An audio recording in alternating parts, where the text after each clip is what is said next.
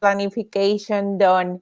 Hi, Elisa. We are now live in all our platforms. Thank you so much for joining me. Always a pleasure to see you.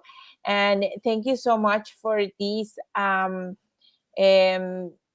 title. She was the one that chose it, and I loved it. It's commonly asked questions by home buyers, part one, because there is a ton of them. So we have decided to make sure that we go in detail, and so this video is not too long. So we are going to do it in two sections. So section one starts now. Thank you, Carla, for such a warm welcome as always. I appreciate it. And yes. So why we're gonna talk about this now, and we section it into two different parts because it's per experience. I have put together questions that my buyers have, and probably if my buyers have those questions, I'm sure most our viewers also have the same questions there for us. So whether it's your first time or the fifth time you're buying a home, well, it can be exciting, stressful, and overwhelming, all rolled in one, right? So with the right preparation and support, you can take the stress and overwhelm out of the equation, trying your focus to fall in love with the right home, right? So having said that, I just want to really briefly mention all the questions, not all the questions, many questions that come to my mind. Like, for example, The the most question, important question, just right? put it that Like, way. when is the best time in the year to buy a home, right? It's always asked. And how much should I have for a down payment? How much do I need to pay for closing costs? What is the first step for home buying process? What does a realtor actually does when I am buying a home? Can I buy and sell my home at the same time? Should I get a Wow. home inspection? What happens if I change my mind about the home? Oh, that's a big one, right? That they throw out there for you. And how do I know if I'm ready to buy a home, or should I buy instead of rent? Can you make numbers for me? So all these questions are very important and legit. And believe me, if we are live right now, and if you have any question, please drop it there on the line. We're gonna read it and answer it live. There, all questions are important. You are not in the industry like Carla and I are, so anything that comes to your mind is valid. And we are in Canada, we have such a huge multicultural richness that everybody comes from different background. So everybody sees the home buying process in a slightly different way, right? And they may have completely different questions depending from where the parents are coming from, or came from, or where they are coming from in their first time immigrants, right? First generation immigrants. So let's start with that first one. Is there a What is the best time of the year to buy a home, right? So Elisa, just because you are the one in the like putting offers, and you are in the first line on that one, I'm gonna make sure that you answer this question. When is the okay, best time? yeah. So before I tell you what's the best time, I'm gonna tell you, and I'm sure you have seen this in many reports or in the media, right? Spring or fall are the hottest seasons to buy a home. Well, it's not that they're the hottest seasons to buy a home; it's where the most properties you can find and select from.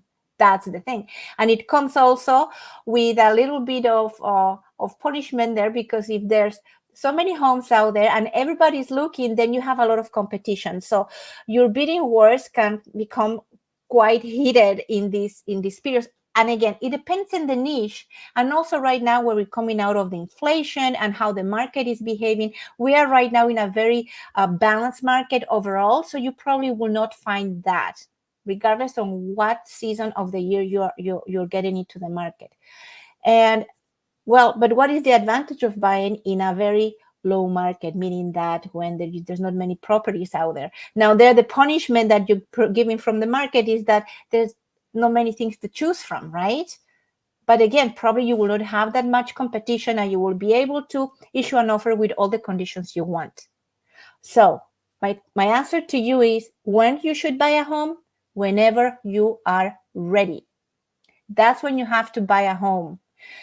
Not buy a home. Start looking for a home whenever you're ready. Because imagine if right now he says, okay, I'm gonna wait until March, April to buy a home, and let's say right now it's January, February, and suddenly, even though it's a slow market, the house of your dreams appears out there and you're not ready. You have not done your paperwork. You have not done your pre-approvals. You have not gone with a mortgage broker, with Carla, to make sure that you actually are prepared financially to buy that home. Then by the time you're getting ready, that home is going to be sold, right? So just get ready. And even though it may take you, you don't know, maybe it can take you 1 week, 2 weeks, 3 months, but whenever you're ready is always when I answer. Get ready and start scanning the market, and maybe the house of your dreams will be there waiting for you. It could happen, right? Yeah, because at the end of the day, guys, remember, like you're just getting ready. It's not like you're signing a contract or anything like that. You're just making sure that if a good opportunity comes into the market, you are there and you make sure that everything has been done for you. Why? Because at the end of the day, remember, so right now rates are declining, but we don't have a crystal ball for us to forecast if in a month from now something happens and the rates suddenly skyrocket for any reason. I'm not saying that I know anything, like I'm just saying, like, in general. So if that's the case and you have a pre-approval, your highest rate will be the lowest rate at that point. So is gonna and like that you have 120 days, right? But if Mm-hmm. the rates go down, then you have the lowest rate anyway. So I have seen people saving thousands of dollars because of that.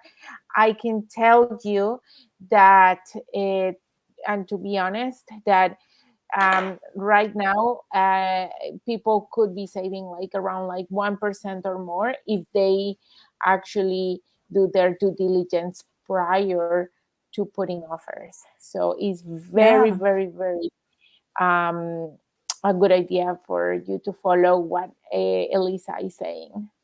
Yes, and for just following up with what Carla is saying now, it comes like naturally the next question that how do I know if I'm ready to buy a home? Well, you Yeah. start with your process. You start your process with your mortgage agent. In this case, we have here, you have Carla available here. She's very thorough. She's always on top of everything, all the news, everything she needs to know to get you the best financial advice and lock in. So she will let you know what kind of documents you need to prepare so she can get you a pre-approval. And that's what I call getting ready. That's when you will know how ready you are.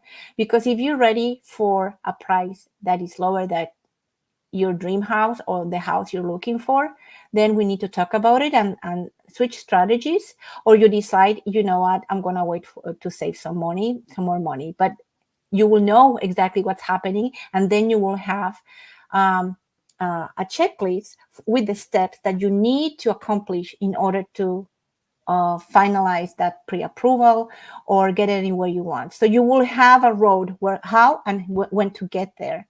But it has happened to me also all the way around. People who are not sure that they are ready, and then it happens to be after all that diligent revision of all those documents, it happens to be they are. And in fact, they are for a higher amount that they thought they would be. So that is also great news. So you don't lose anything if you get ready and you get prepared for that first And questions, listen, right? yeah, and if you're not ready, um, like, I can give you some tips to see how Exactly. you get ready. So it's a win-win situation at the end of the day, because we want to make sure that if you want to jump in the market, and this is something that you want to do, we want to make sure that you guys do it with the right steps, so you save money and you have a more of a flawless transaction. When you get prepared, then it's a much better experience for sure when you do this due diligence for sure. Yes, absolutely. And I'm going back again to the pre-approval because many times, and when I'm representing sellers, yeah, they would like to know if the person who's buying the house can actually close on the house. What I mean by that, you sign the documents now, and on paper, you will be the owner in 2 or 3 months from now. So the seller wants to know that actually you will have the funds in that time frame to actually take possession and send them the funds to the seller's bank. And for that, some sellers, and I wouldn't represent sellers, sometimes I receive the instructions. I need you to ask for a pre-approval letter from the potential buyer. And that document is something that absolutely Carla can furnish for you if the moment requires, right, Carla? How many times they have requested that from you? It's much more common now than before, right? Yeah, 100%. I'm 100%. I think nowadays the real estate agents, they want to see what's going on, especially when there is multiple offers, which we are seeing more often now in 2024, 2023. It was very rare to have those multiple offers, but now it's becoming a little bit more common, like back in the day. So definitely, I want to see that they have done their due diligence because nobody wants that headache, to be honest, of like, am I going to close? Am I not going to close? Like, what's going to happen, right? So we want to make sure that it's a little bit more flawless for you. And yeah, and that in general, we are prepared for anything um, for that seller, or any, because it could be a make it or break it. You are a seller, real estate seller side as well, right, Elisa? So you can sort of like speak about like the two sides, because you also are a buyer's agent. So 100%, I think, is one of those things that if you have, it could give you a much better power to negotiate and to win that multiple offer situation. Yeah, there you go. Exactly. And now I would like to talk about a technical situation. People also ask me, should I really get a home inspection? It's like the house looks nice, right? And you're laughing. Yes, yes, yes. Yes, right. Yeah, no, no, you know why? You know why, Elisa? I'm laughing because, to be honest, people get very excited of what they see. And at the end of the day, I I have clients that waive that condition of not having that inspection. And in 2, 3 years, they come back and they say, you know what, I need money for renovations to make sure that these I address all these issues. And if you in advance, you maybe are able to budget for that, and you sort of like start saving and stuff like that, so it's not so bad in your day-to-day economy, right? So it's just one of those things that definitely I think is a very good idea. But please Yes. tell us all your expertise. Yeah, yes, should you get it or not? Definitely, you should get it. And even when the market was so hot and people like literally didn't have time to call a home inspector because things happen in matters of hours in the past, I don't think these things will be happening anytime soon. However, people would skip those. or I buy a house or I bring the home inspector. There was no room for the both. So I would still, even though they would buy a home, I would still ask them to get a home inspection, which all my clients have followed that advice, because even though you become an owner, you want to know what are the aches of that home always, because then you will decide if you want to invest in the fix, or if the house can live longer with it, or exactly how your dwelling is, or if you decide to make some improvements. But it's just when you walk into a home and you see the beautiful cosmetic finishes, the beautiful kitchen, the perfectly just painted walls, and you go to the basement and you see the large space and you say, the house is great, right? But have you opened the electrical panel to see exactly what's happening in there? Do they have bulbs in there, these very old-fashioned 80s kind of electric wiring?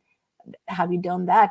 For example, you and I, we cannot open the furnace and check what's inside it. Home inspectors can actually open that piece and check if there's humidity, how the things are to work. We cannot open the attic and just take a peek in there. So it is very important that the home inspection, it's done. 100%. They do You all the know, mechanical, structural, electrical, the roofs, windows, structure, check for humidity. In some areas, you even need to check for termites, depending in what geographic area you're located. There are so many things that add up for you to receive a very thorough inspection. And it may take, it's in average, it may take two hours, sometimes takes longer, sometimes takes less, because they really go through the entire home, checking through the absolutely entire every house. detail. And if Wow. you find anything, that's okay. You don't have to walk away from that purchase. It's just you have to Oh know no, you can if just you want, address it. if you gotta know if you would like to live with that, or if you want to invest some funds from your end to make that improvement immediately or in a year after you live there. So again, a home inspection report is never good or bad. It depends of what you want to do with the findings, right? So yeah, definitely a home inspection. I mean, it's a very expensive purchase what that you're doing, right? And not doing this due diligence, I think, is wow. Okay, very very brave for some people who decide not to do it, and very lucky if really nothing happened afterwards. And again, when in a very fast-paced market, when I'm representing my seller, we run the home inspection and we offer the buyers already done inspection. The reports, we offer those to them, right? So they can actually scan through them, and they invited if they want to run their own home inspection as well. But then transparency is very important, because let me tell you, if you're a seller casually watching this, there's a buyer for everything. So don't be afraid. And it is on by law, we need to disclose every little nick and thing that the house has. So don't worry, we're always going to find the right buyer for the right for your property. So that's absolutely. And this takes me like to the last question I would like to address right now. What exactly your real estate agent does for you? So you have seen how more or less I have been talking, and I call them like call us kind of like a project manager, because we're taking you from the hand, from the start until the end, and even after the sale, we're checking on you, and we help you bring all that team together. We'll help you bring your real estate lawyers, your home inspectors, the contractors, if you want to take one into the house to give you an estimate, a quotation on something. We connect you with the right mortgage broker, and in this case we have an amazing mortgage broker, Carla Badillo, here with us, who can absolutely help you out Thank with you. it, right? So you have your team.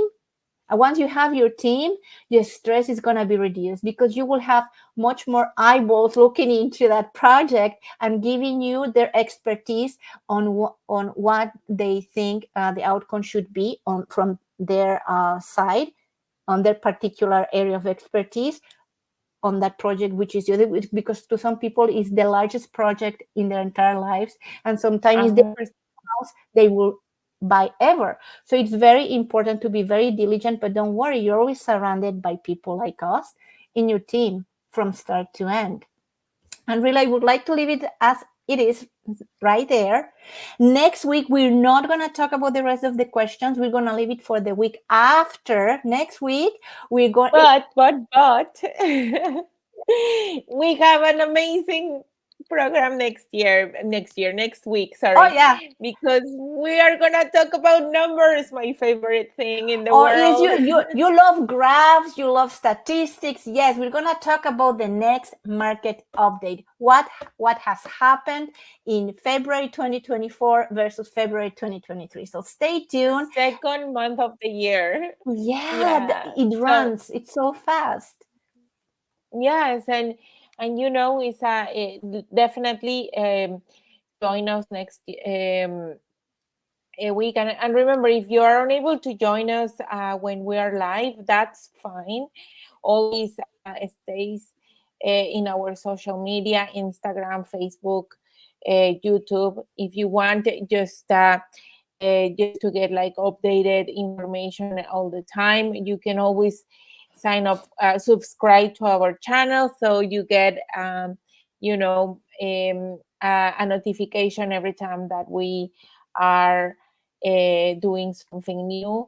Elisa and I really strive for the best advice, the most current data, to make sure that you get this, because we know how important is this information for you to make a decision. Because like Elisa was saying, when is a good time for you to buy is when you are ready. And maybe this information will help you out to make that decision to start to get yourself ready, and eventually start buying your new home, your new investment. We're here to help.